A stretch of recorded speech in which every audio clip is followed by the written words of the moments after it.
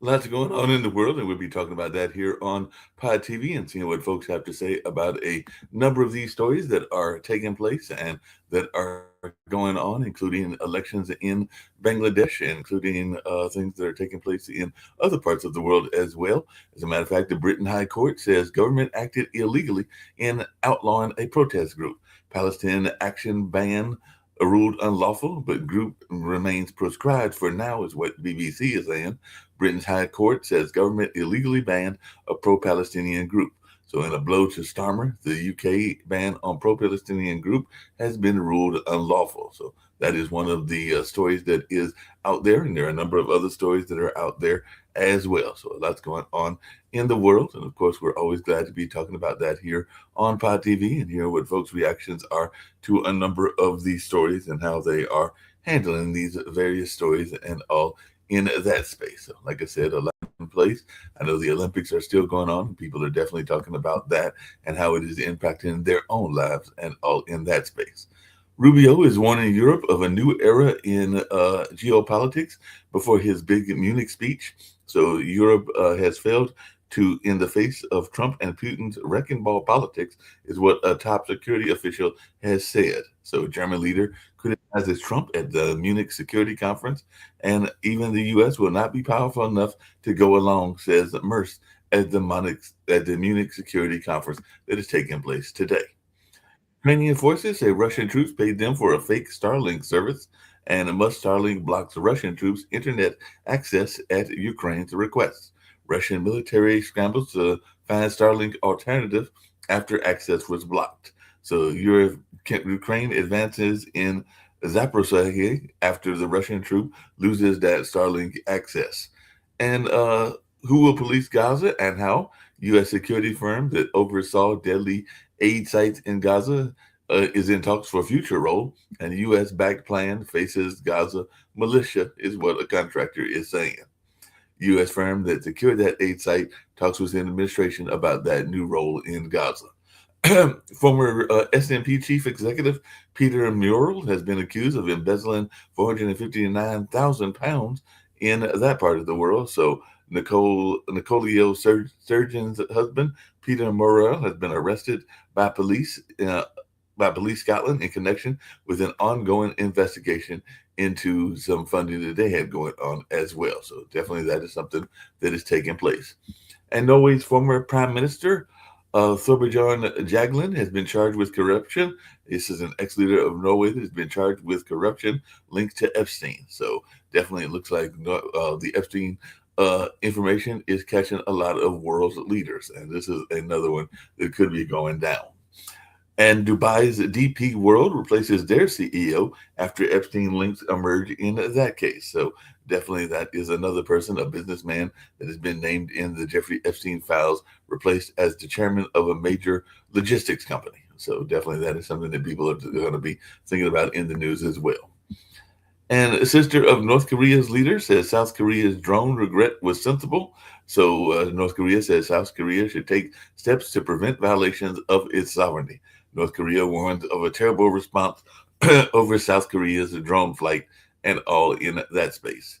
And of course, the Tumbler Ridge community is mourning the victims of that mass shooting that took place earlier this week, and Canada's Prime Minister Carney to visit Tumbler Ridge after the mass school shooting and all in that kind of way. So, Canada's school shooters' online life showed an interest in violent extremism. What word is there for this? Tumbler Ridge reaches for unity in a storm of grief. And so definitely that is something that people are talking about in the news as well. And of course, there are some Senate hearings going on also in terms of the United States news, but Israel accuses two of using military secrets to place poly-market bets. Israeli army reservists are suspected of using inside knowledge to bet. So two Israelis have been charged with using classified military information to place their bets. And this is in that prediction market item, the poly market. And this is a prediction market scandal that is apparently getting bleaker. Japan. Japan says it sees Chinese vessel amid tensions with Beijing. Japan seizes Chinese fishing boat and arrests its skipper. So Japan's seizure of a Chinese vessel and arrest of their captain could hide tensions between those two Asian countries. And former McKinsey partner to lead Australian opposition party, Suzanne Lee, was asking on the BBC, does Liberal Party drama show Australian politics still has a problem with women? So back-to-back barriers is what The Guardian is saying. Is Angus Taylor enough to stop One Nation? So we'll see how this all plays out in Australia. And Russia fires a barrage at Ukrainian cities as next round of U.S. brokered talks is unclear. So Russia hits Kyiv, Dnipro, and Odessa with missiles and drones, 2 dead and an infant among those that were injured. So definitely this war is continuing. It's been going on now for many, many years and all along those lines. EU leaders are ready countermeasures to pressure from Russia, China, and Trump. So EU has planned to deepen single market in March and accelerate capital market union. So von der Leyen touts two-speed Europe to press ahead with economic reform. So definitely that's something that's going on in the world as well. And top U.S. officials are calling for NATO 3.0. So Pentagon policy chief tells European NATO members to step up their combat capabilities and all in that way. So definitely that is something that folks are talking about as well. So definitely a lot's going on in that space. And of course, people are still talking about the election in Bangladesh. And I believe it was the Liberal Party that won in that particular election, but hopefully Sharif will be here and he can tell me which party won and all in that space. But I think it was the BNP party, if I heard it correctly. But like I said, I know Sharif hopefully will be joining us and he can tell me more about the results that were taking place in Bangladesh. And famed Texas forensic artist releases a sketch of a mass suspect in the Nancy Guthrie case. So that case is still going on and all along those kinds of lines. And Trump sidelines climate contrarians in a science rollback. So Trump repeals the key greenhouse gas finding, erasing EPA's power to fight climate change and all in that kind of way. And activists are fighting ICE, even though it could get them killed. So beyond the big cities, ICE is rattling small towns and urban America as well. So it looks like ICE is definitely having its influence felt in a number of places. And Trump nominates a hospitality executive to lead the National Park Service. And of course, there's been grilling of somebody that he wants in a international role because of some of their thoughts around replacement theory.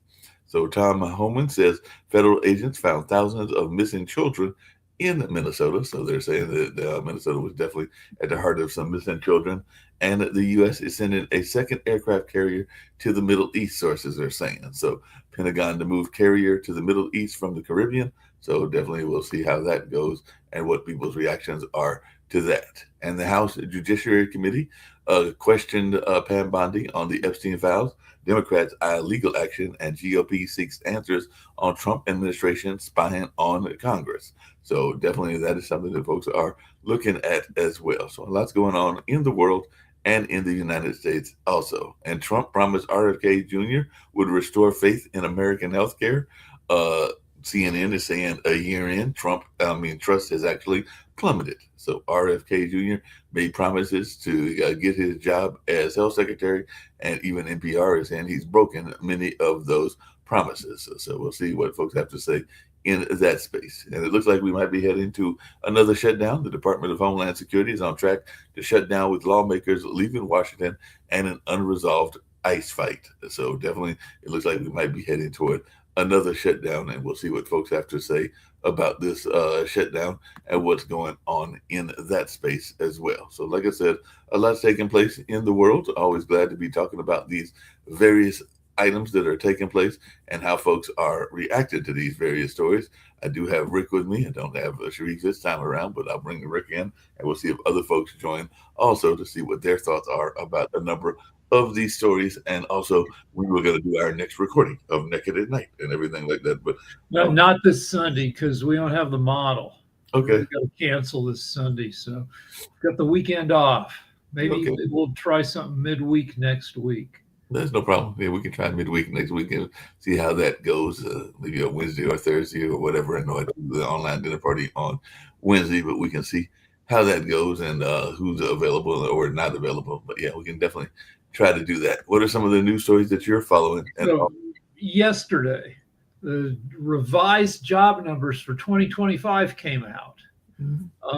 the previous number for 2025 was the U.S. added 584,000 jobs, which is bad. It's about 1/4 of what was added every year for 15 years before last year.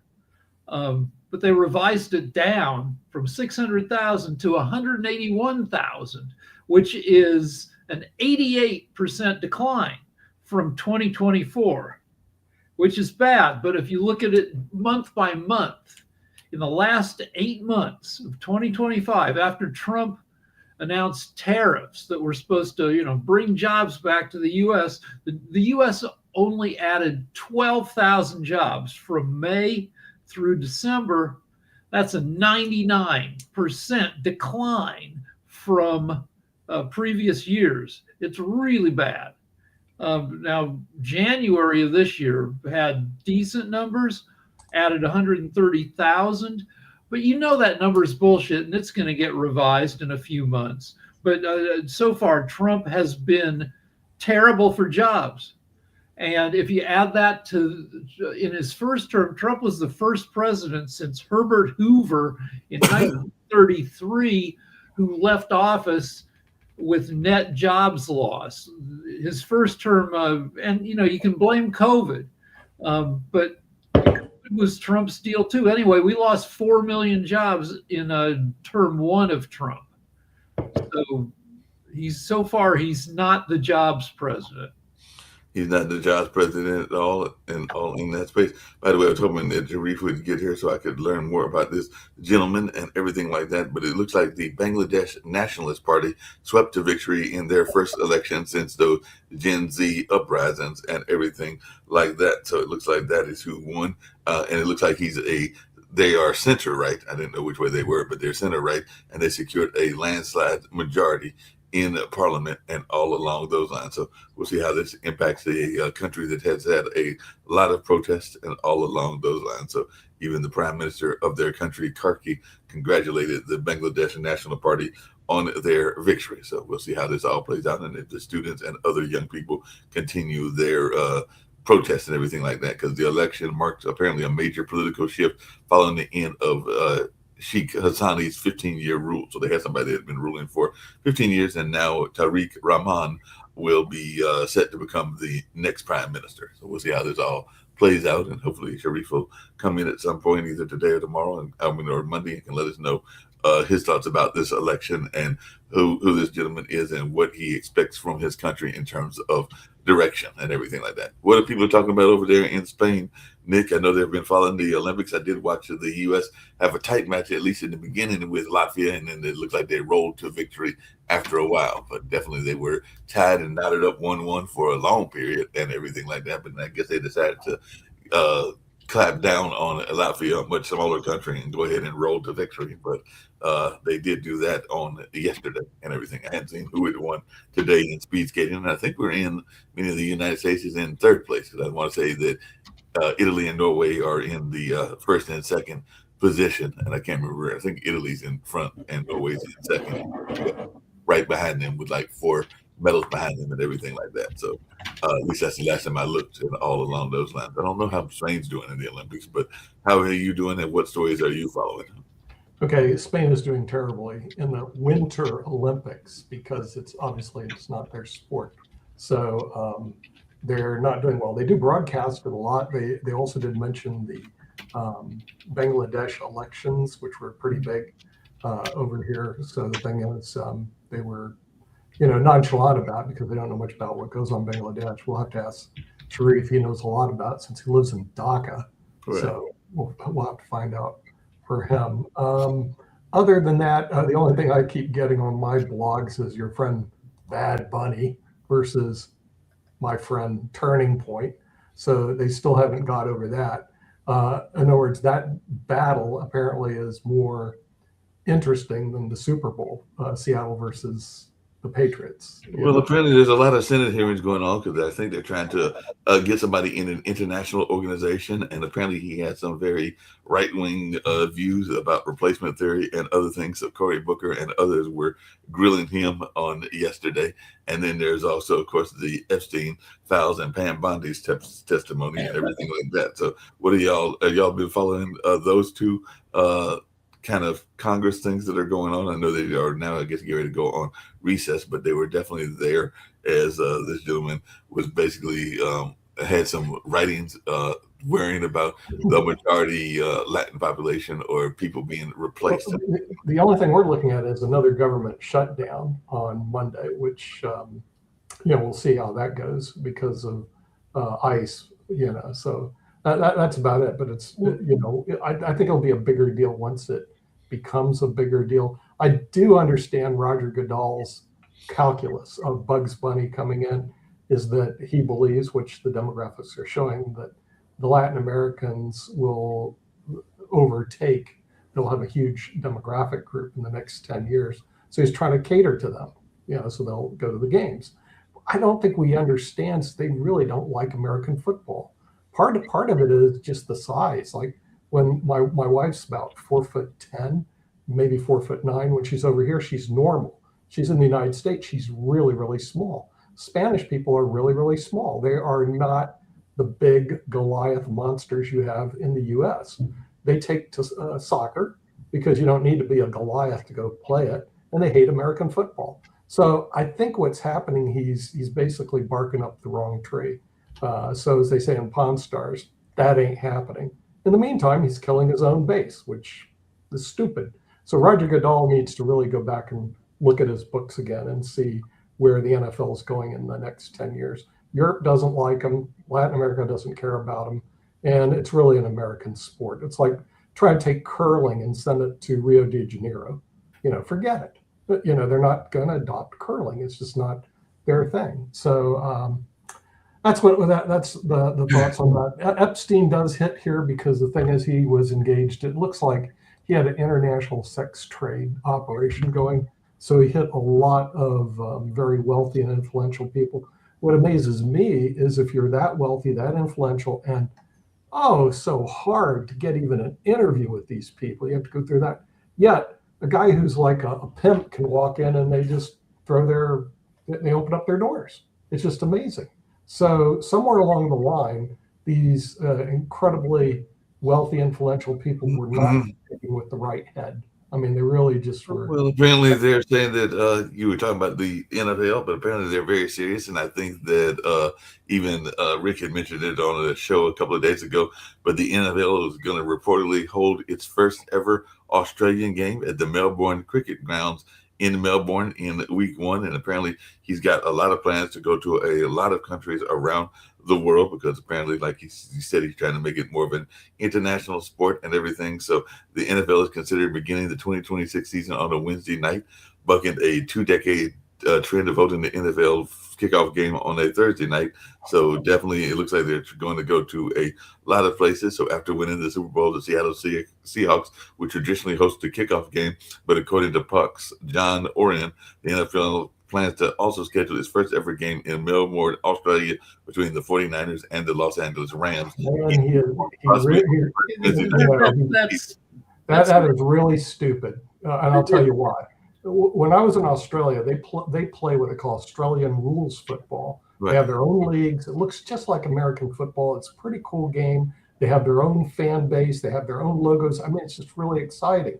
So what he's saying, and I don't think he knows what he's doing, I'm going to go to Australia and supplant Australian rules football with American football. Good luck. Also, he's making the players fly 12,000 miles each way. Yeah, but he's an idiot. Come on, Rick. Has he ever been to Australia? Has he looked at Australian rules? It's not particularly fair to the players. Also, they're talking about a few years ago, they expanded this season from 16 to 17 games. Now they're talking about adding an 18th game. That isn't fair. That's for greedy owners And it's not fair to the players who get torn up. Well, hold on a second. Here's the places, because they're going to a lot of places next year, including your area, Rick. So they've got a game in Melbourne, Australia, between the 49ers and the Rams. Rio de Janeiro, this is all for the next season. Brazil, between a team to be announced and the Dallas Cowboys. Paris, France, between a team to be announced and the New Orleans Saints. Munich, Germany, they haven't announced those teams. Mexico City, Mexico, between a team to be announced and the 49ers. Madrid, Spain, between two TBA towns.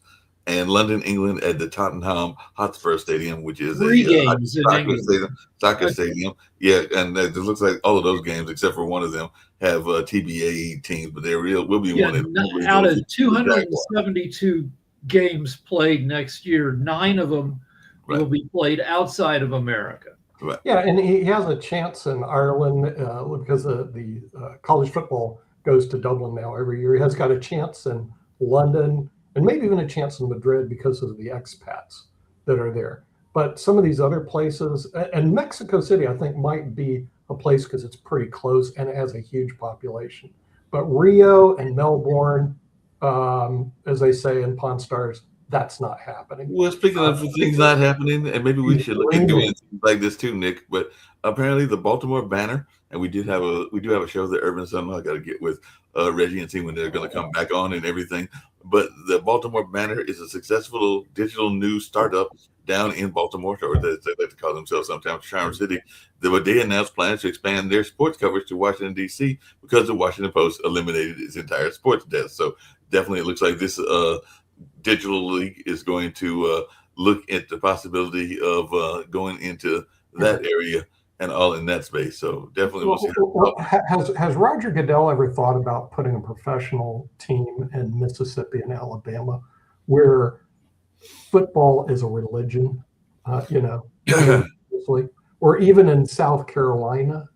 I know they were talking about a team in South Carolina, but the Panthers are basically considered. Yeah, but Charlotte's so far away from Charleston. I mean, if he wants to expand the American sport, go to where it's a religion, which is in the South.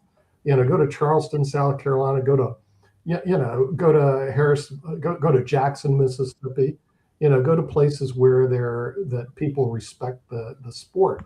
But Rio, no, that's not happening. So if we do have Dr. Sharif here, our man from Bangladesh. So I want to get past the stuff around sports and everything.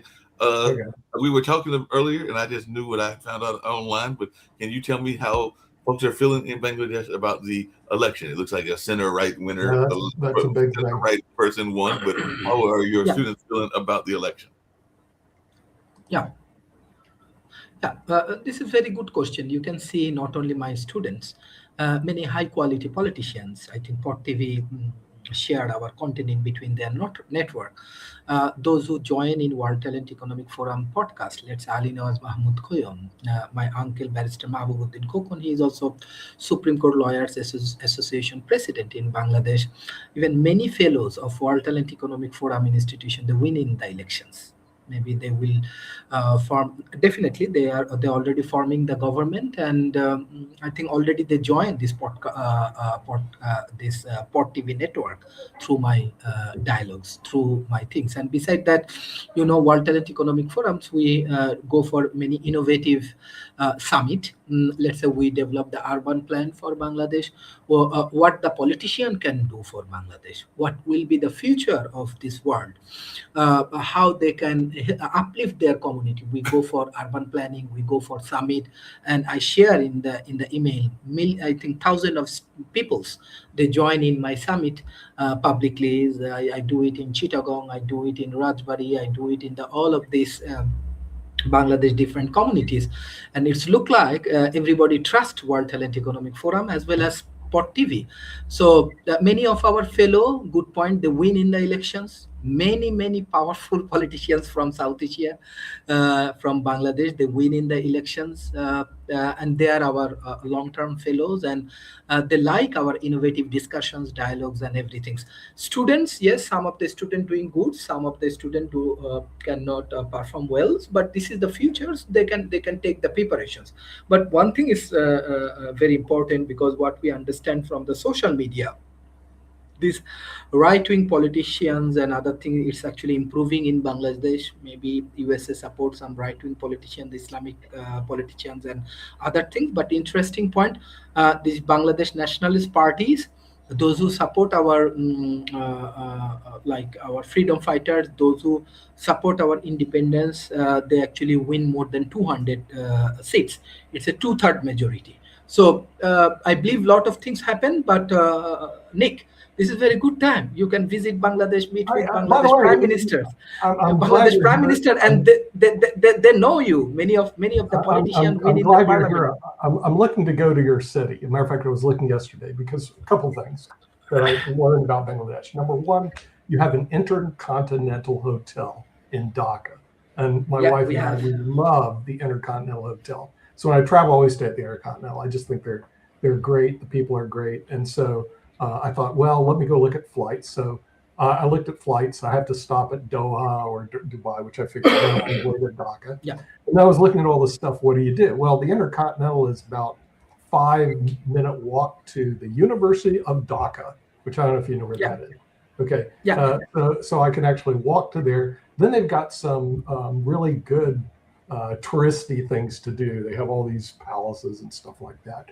So I'm looking maybe in October to go over to your wonderful city, or fourth quarter. I mean, I haven't made up any plans. Fourth quarter means October, November, December, because I figured it'll be cooler. I haven't checked your weather because I do know you have rainy seasons, non-rainy seasons, all that stuff. So I got to check that out. And then an itinerary, in other words, what to do besides what I like to do, which is to go see all the wonderful sites. Hey, Nick, speaking of things that you like to do, and I know you'll enjoy yourself. Go ahead. Yeah. One thing just I want to add, like definitely you will you can stay in the Intercontinental Hotel. You can visit Dhaka University, Homestone, or visit this place, your friend. But if you want to like engage with the peoples, I can invite you the places where our fellows win in the parliaments, and millions of people, those who engage in our ecosystem.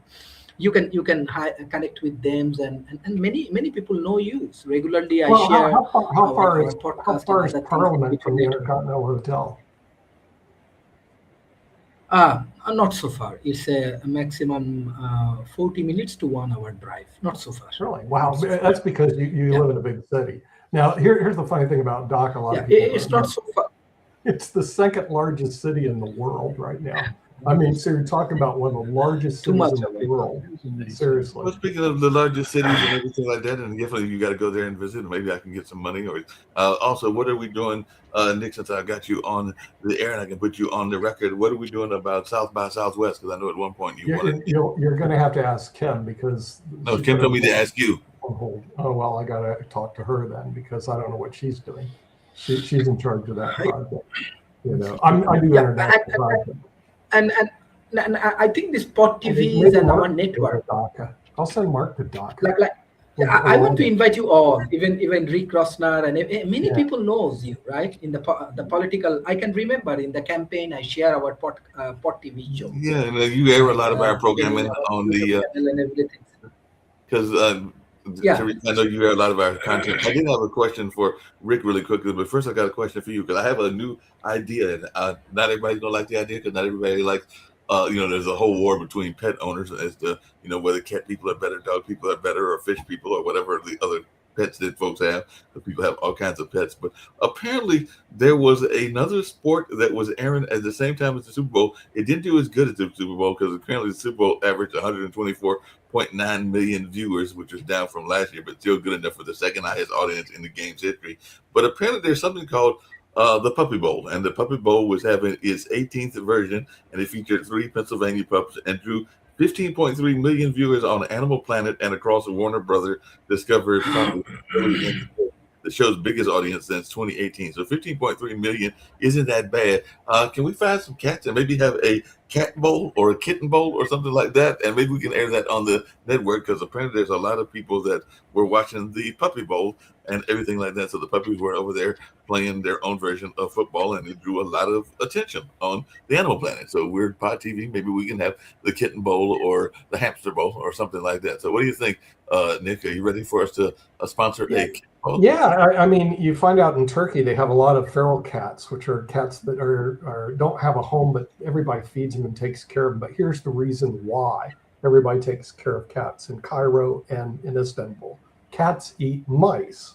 Now, why is it important to keep the mice down? Mice create plague. They don't want a bubonic plague. So everybody's nice to the cats in Istanbul. Well, I ran across a cat Because they 2 days don't ago, want the mice and they don't want the plague. It's and kind we of actually brought that up with a friend of mine because I was actually eating at Yeah. a Asian restaurant in Durham, North Carolina, about 2 days ago, and everything along those lines. And I got to talk to the owners and all in that space, or some of the management, and they had some bamboo groves, but they also had a orange cat, and there might have been some other cats, but they were glad to have the outside cat for exactly that reason, because the cat kept away the vermin, so they could have a nice, good restaurant and a clean restaurant, because the cat was keeping the vermin and the other things. Everybody's nice. Question for Rick really quickly, and this comes back to entertainment and everything, but apparently I was looking online yesterday, and Bill Maher and Jimmy Kimmel, your former boss, are not happy with each other, and apparently they will never talk to each other ever again, and everything like that. What's going on between Jimmy Kimmel and Bill Maher? This is just based on what I read, that Jimmy's wife, Molly, says that there are some members of her family where she doesn't talk with them anymore because they have political disagreements. And Bill Maher says that's inexcusable, that you should you shouldn't abandon members of your family because they're MAGA or whatever. And I'm sure that, and Jimmy's, I guess, anyway, they seem to have, I don't know. I don't know. I haven't, hung with Jimmy in like 14 years. Right. And I don't know if it's a serious beef, or if Bill Maher has a podcast where he, in addition to his HBO show, I guess, where he goes off for hours at a, I don't know if it's serious or not. I don't know if we should give a shit about it. I can tell you that Molly comes from a conservative background. Like, she's not, like, there are people who look at Jimmy and Molly and think that they're raving liberals. They're not. They have taken positions on stuff. Like, Jimmy spoke out against, I think, guns after he's from Vegas, and a shooter went up in the Bellagio, opened fire on a concert, and wounded 500 people and killed 55 people. The next night, Jimmy went on his show and talked about how sad he was. Right. That's his hometown, where there was this huge, and it doesn't make you a raging lib to be sad about 500 people shot by a lunatic in your hometown.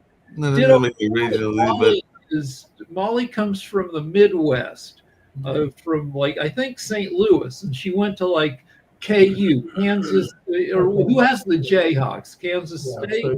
Kansas, the University of Kansas. So, like, she comes, like, she doesn't come from, like, some, like my hometown, Boulder, or some, San Francisco, or some freaking crazy she comes from a conservative background, and, if she says anyway, so there's people that get into those discussions and everything like that. Just really quickly along those same lines, and I see Jacoby's joined us as well, and we still got some more Trump madness. We've been talking about some of that and everything, but apparently some of it is being stopped. So I'd love to hear folks' thoughts around it. And of course, Kristi Noem is back in the news, but a federal judge, and I know we've got Dr. Pat Messa's show, our own medical show, and maybe we'll get some other medical shows because we used to have some back in the early days and everything like that.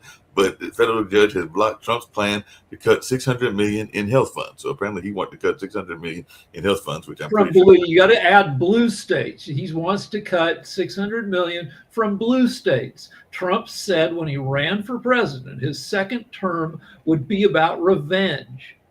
And in addition to that, yeah, so Hegseth and Trump have told the military bases they have to start running on coal.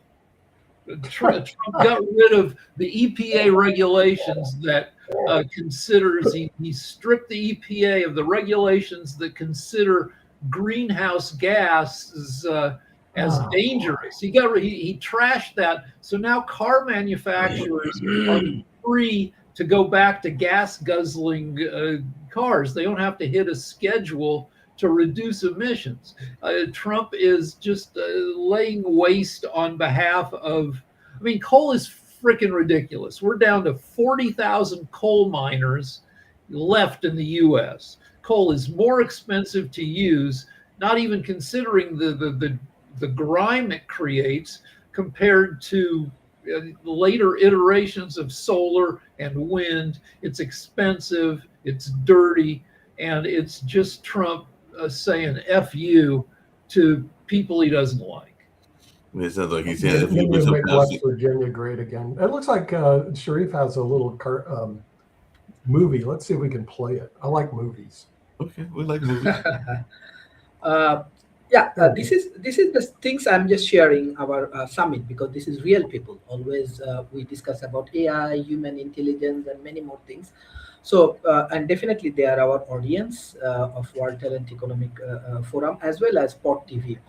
And you can find that this man become parliament member, and he is our fellow of World Talent Economic Forum and regularly join, and we make urban planning for them. I share the master plan, right? This uh, Himalaya, this Ganga, this Bay of Bengal, this Podda and Bay of Bengal. So you can find all of the real audience, real people, Mhm. all of the real peoples, those who love our contribution, those who actually getting support by our innovations and all our talent economy and so on. You see, this is youth development initiative.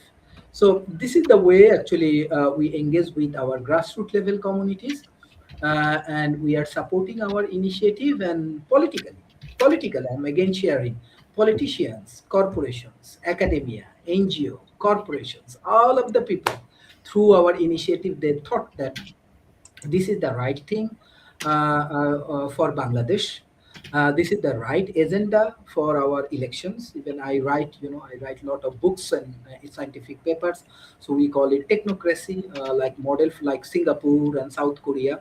So all of the politicians, all of the people in this India and Bangladesh, they trust our things. And I think I want to give a special thanks to Nick. I think this 6 years before you give me the opportunity to raise my voice, create a voice for me, and yes, we make it. Finally, we make it, and everybody has opportunities. When I see that lot of big companies, they are actually sacked, like IBM, this Microsoft, these Googles, many of people losing their job. I say, why don't you focus on Global South? And I'm also working with Mr. Homestoner.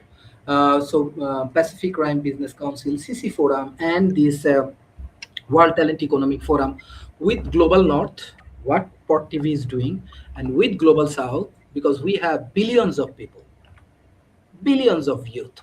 Mhm. So there are a lot of opportunities. You can contribute, you can join, and other things.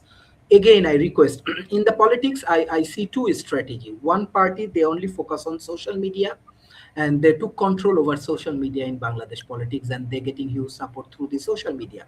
And another party, like what we are doing, they are actually go for door to door, engage with the peoples.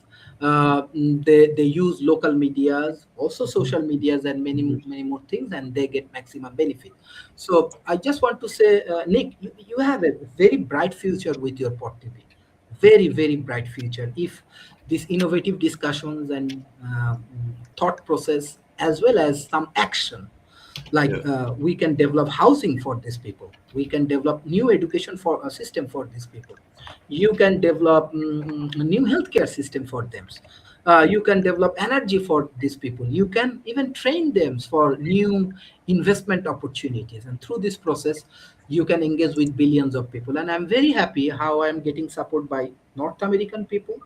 I really want to give you thanks how you support my initiative and our initiative. I believe in we. This is not my individual things. Secondly, how I'm getting support by the India and all of the scientists, and how I'm getting support by the Bangladeshi people by this election and elections campaign, and winning these things. And last things, even the North American education is excellent, because I said that Stanford University last year, I was in Stanford, I was in NASA, and I'm getting an excellent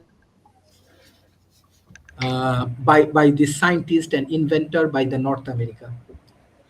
Yeah, just really quickly, I So, appreciate so, that. so and I want everything. to request all. Let's work together. Let's make progress.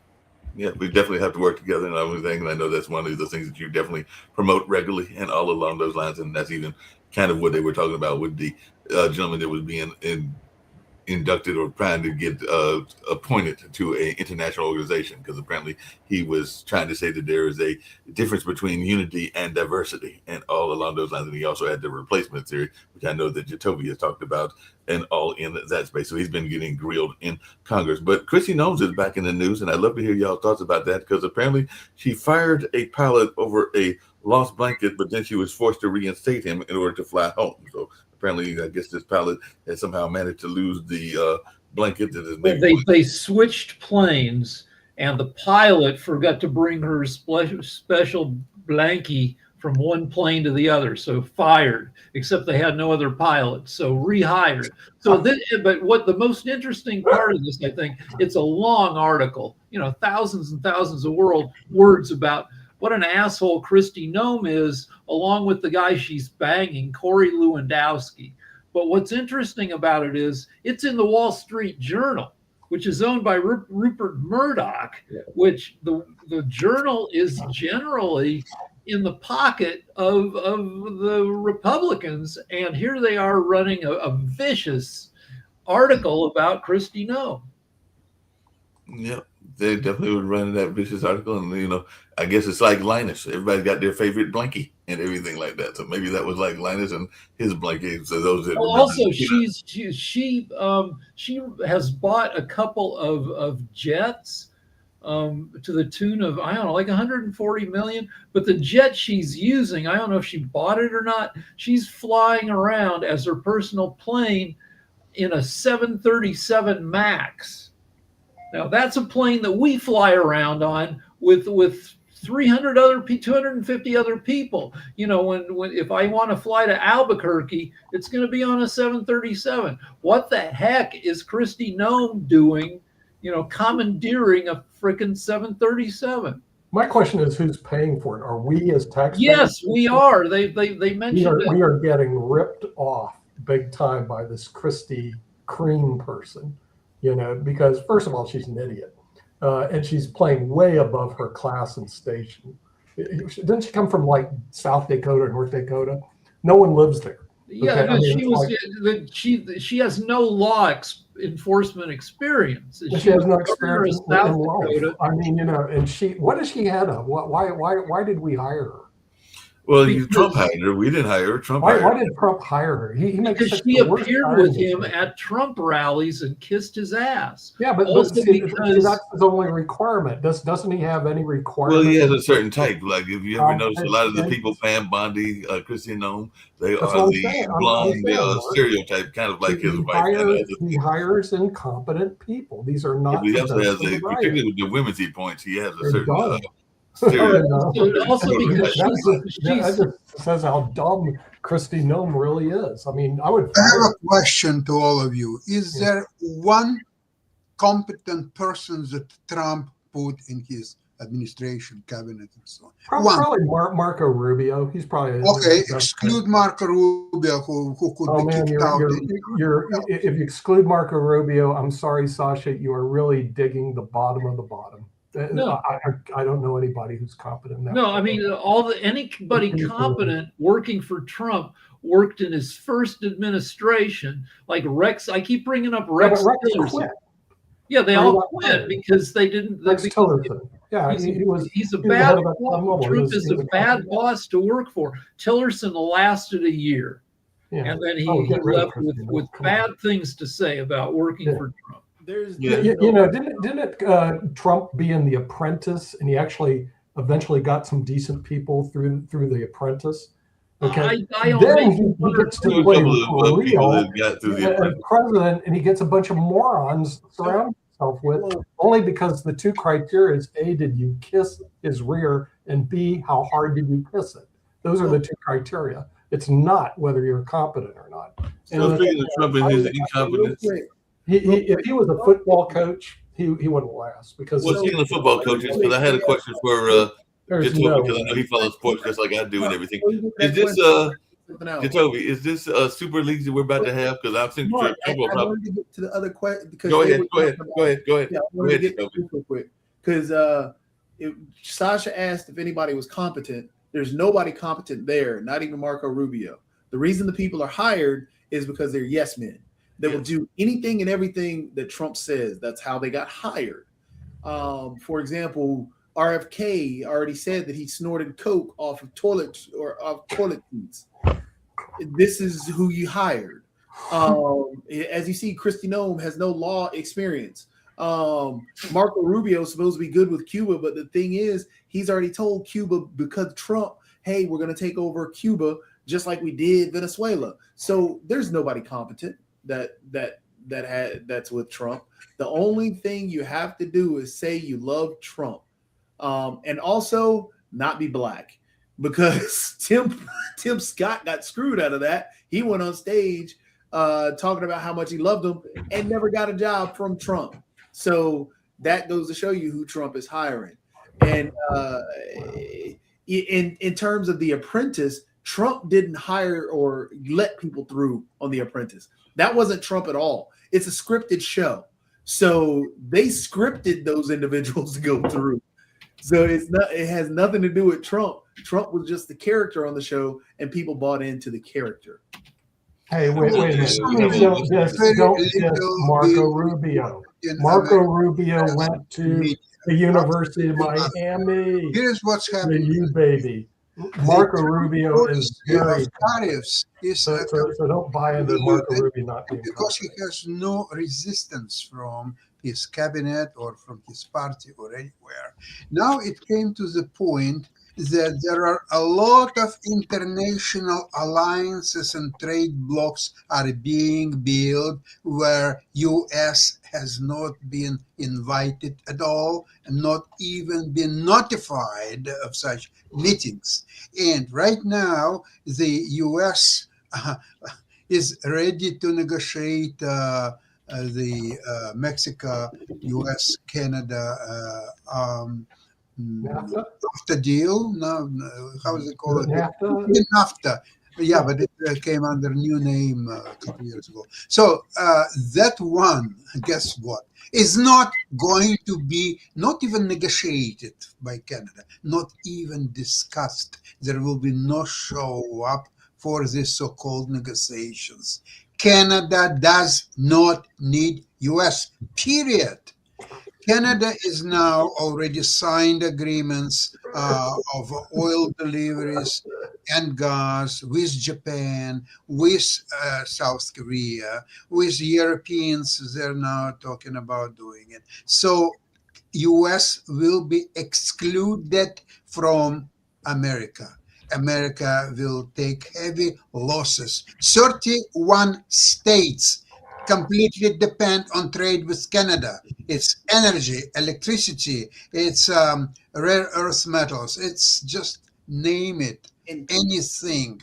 And without that, the economy of the states will go down big time. And with that, all economy of US will go down. And stock market is very quick to respond. As soon as yesterday, there was a news about this signing of documents by Carney and all European leaders in Brussels, market tanked yesterday and is going down today. So nobody can even explain logically, oh, well, it's a part of the correction. Well, it's something like, no, there is a very deep reasons. International trust has been lost by US. Nobody wants to talk to US. Nobody wants to trade with US or even contact with US. It's a becoming damaged zone, and it will go on until the end of the year, midterm election. And today, Trump can do nothing. He's talking about 100% tariffs of Canada. Now, Congress overturned that, saying, no tariffs on Canada, please.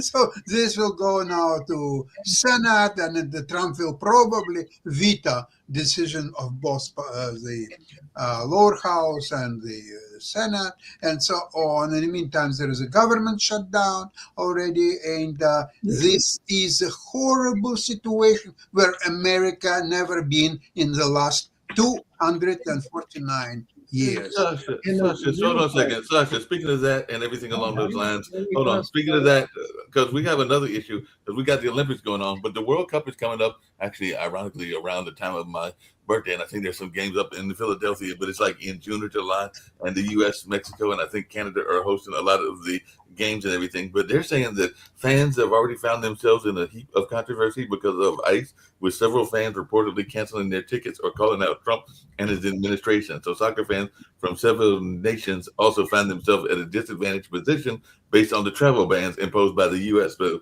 there are some teams that are supposed to be coming here that are on the travel ban list and everything like that. So how is this all going to play out when this is a world stage? We're about to have a just spectacle that's of a bad, even a further bad taste in the world and in the world politics, because a lot of teams are supposed to be coming here from all over, including some of the African nations and others as well. And some of them are on the banned list, and they're saying that they're going to be, ICE is going to be part of the security apparatus for the World Cup, which will be taking place in a couple of months. Maybe we can carry that too, Nick, and everything like that. But what is your take on the soccer fans that are not happy?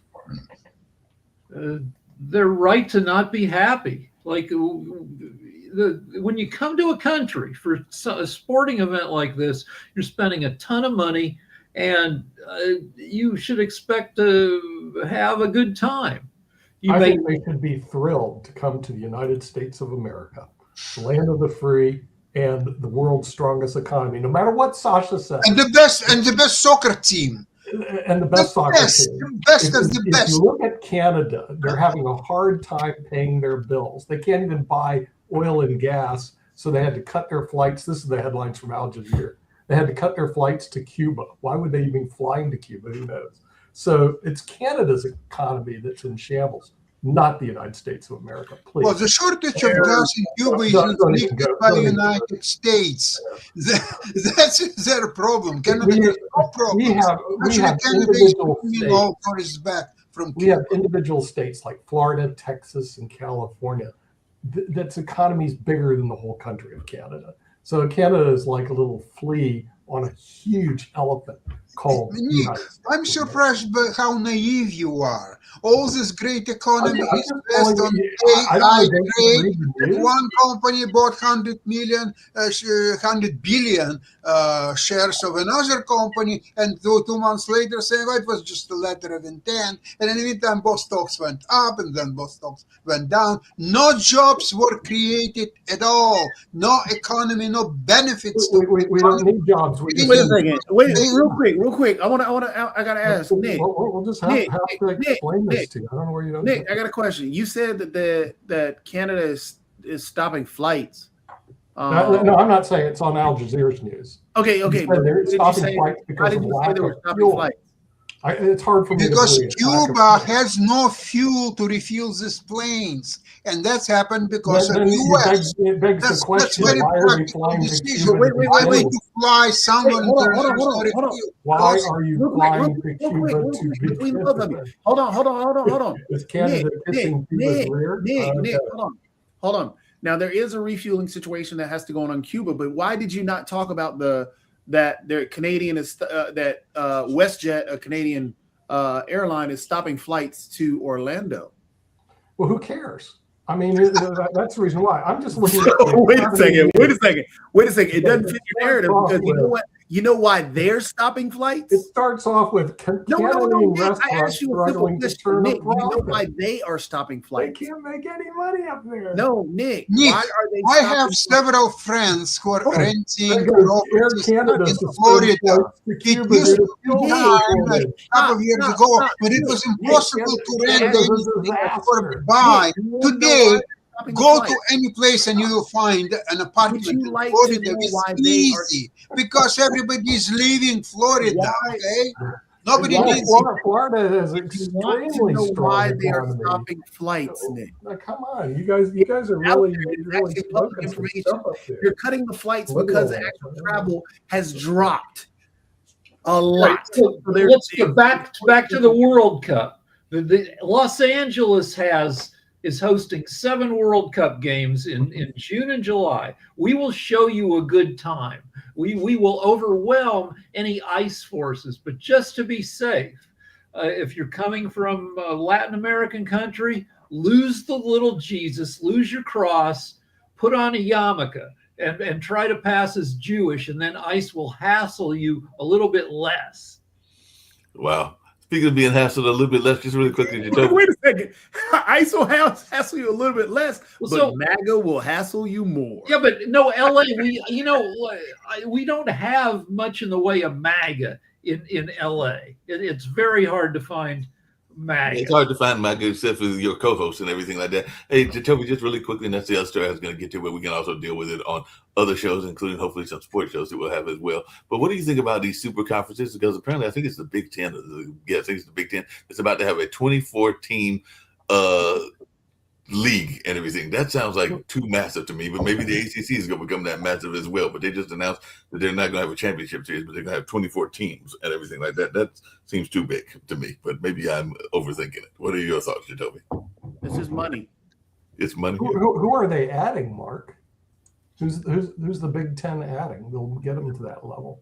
I forgot who they're adding. I got to look it up and we can talk about it on next week and everything. But they're adding a bunch of teams and maybe even be doing some mergers and everything. But yeah, they're looking at having a 24-team league with no championship. Jacoby is right. NIL has brought tens, probably hundreds of millions of bucks to the college game and made it destroy the conferences have been falling apart for decades now as people realign themselves in pursuit of money. We talked about this yesterday with the NFL, and there's all sorts of crazy money games being played at the college level.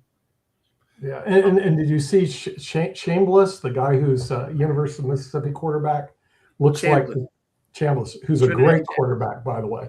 It looks like he's allowed to come back another year, but he's also high up on the NFL draft boards. So the real question, is he going to go pro? Or is he going to go back to Mississippi? Yeah, but if you're going to make $5 million either way, stay in college. Yeah, that's what he might end up doing. He may go back to Mississippi, but that'll put Mississippi up there as a potential national contender. I mean, there's just no question about it. He's like one-man wrecking crew. There are about 120 elite college teams. Is that right, Toby? Roughly. Well, elite. Like big time multi-million-dollar football programs. I don't know if there's that many, but there's because there are enough bowls to host something like 60 teams every bowl season, which means that anyway, the deal is that if you're a college quarterback, you're being compared to more than 100 other quarterbacks. If you're in the pros, it's you and 31 other quarterbacks. So if you're going to get paid the same money either way, maybe hang in college another year where there's, you can get more experience and you're among 150 quarterbacks instead of 32, which is more. Toby, what do you think he should do if he has a choice between the NFL and University of Mississippi? What do you think he should do? Well, he's not unless you're going to be in the top 5 or the top 10, then stay in college because you're going to make roughly about the same amount of money if you're not in the top 10. Right. And that's why he's staying there, because he's not the number one. Mendoza's number 1. He's not even number 2 or number 3. So Trinidad Chambliss is a great quarterback, and he can increase his stock level. Right. But again, he's not the number 1 quarterback coming off. So he's not going to be in the top 5 because other quarterbacks are in those 32 that you're talking about. Yeah. They're already established. A lot of the teams already have established quarterbacks that are going to be in those top picks. So for example, the New York Giants are going to be in the top 5. And they don't need another quarterback. They picked up Jackson Dart last year, so they're going to be great next year based on having a quarterback. Yeah. The one team that's in that top 5 that needs a quarterback, they're already going to take Mendoza, which is Yeah. the Raiders. The Raiders are So going to take Mendoza. you don't have, like, even the Jets are going to need a quarterback, but the Jets have also some other things they're going to deal with. They have Justin Fields that they can stick around, but they have some other holes that they're going to fill and probably keep Justin Fields and then push back for a quarterback in the later rounds. So you don't need a top. If you're not that number 1 pick in the draft or that number 1 quarterback coming off the draft, you're not going to get. There's no reason to come out because you're not going to get that $40 to $50 million deal, that rookie deal. You're going to be stuck on a rookie deal that's going to keep you for for at least 3 years until you hit the retirement minimum age. You're going to hit that 3-year mark. That's going to stick you with 3 years signed at maybe about $4 million, $4 to $10 million. Also, if you come into the pros, you get $10 million just for 1 year. Also, you're gonna ride the Matthew Stafford, the MVP, the Rams quarterback, 38 years old. This guy's been, he's a grizzled veteran. He's been bonding with his team for years. You're going to be the 3rd string guy. Like you won't get that many plays. Yeah, no, I agree. But see, the other problem is that you will make Mississippi a contender for the national championship. No question about it. When you get somebody that good playing in college ball, because remember, he's a dual threat. If you watched the game he played against Miami, they could have easily won that game and been in the national championship, and they could have easily beaten Indiana. That's how good Mississippi was. So him coming back is a game changer for Mississippi. Absolutely no question. One more thing is, if you go to the pros, you're fully in an adult life now. You're buying a house. Yeah. If you're in college is set up to help those guys out. In college, when you're a pro player in college, you're an adult. You have already been given a contract with the NIL deal. You've already been given cars, houses. You have all this stuff that you're going to get in the pros. What you get more so in the pros, is you're going to have access to particular safety nets that you would not have in college. College, you mainly have your family, your lawyers, your agent, and that's it. You do have extra access in the pros where you're dealing with pro level players. So you have, it's 6 in one hand, half dozen in the other. You're going to have benefits and losses in both in terms of the attractors or the detractors. But the problem, if you're not in that top 10 and if you're not that top quarterback coming off, then you're just there's no reason to leave. You're just going to make more money. You're going to increase your stock level. If you're that top quarterback like Mendoza, there's no reason for him to come back because his stock can only drop. It can't go any higher. I agree. Can't go up and everything. I know we're getting ready to wind up. Hey, Jacoby, I was getting ready to say just really quickly. I saw that Mario, and everybody knows Mario Kart and everything like that. They've got a new popular game that apparently Steve Rao will like because apparently they've got a tennis game that is doing very well and everything like that. So I saw that in some of my news as well. So I saw that they've got this Mario tennis game. Mario Tennis is just the remake of the Mario Tennis that came out on the Nintendo or the NES. It's just they've done multiple reiterations of it, and for every new system, there's always a new Mario Tennis. There's a new Mario Golf that's going to be coming. It's just that's how Nintendo has built their ecosystem. That their characters are beloved, and they've placed them in racing, in party games, and everything else. So there's a new Mario Party that's probably going to come out. Mario Galaxy is already on the way. So you have Legend of Zelda, new one coming out. So Mario Tennis is on the Nintendo Switch 1. It was good. On the Nintendo Switch 2, it'll be good. Okay, cool. On that note, we're ready to get out of here. We'll have World Edition next week as well, and we'll have some other shows, including, I think, the interior designer show later on this evening. And, of course, they're doing Russia, Ukraine, and China right now. Sasha and Jonathan are having their discussion, and we'll have the chess show. It'll tape today, but it'll air on Saturday. So a lot of other exciting shows, including one of our new shows, The Butterfly Room, which is dealing with people's mental health and all along those lines. So right now, we'll catch you later.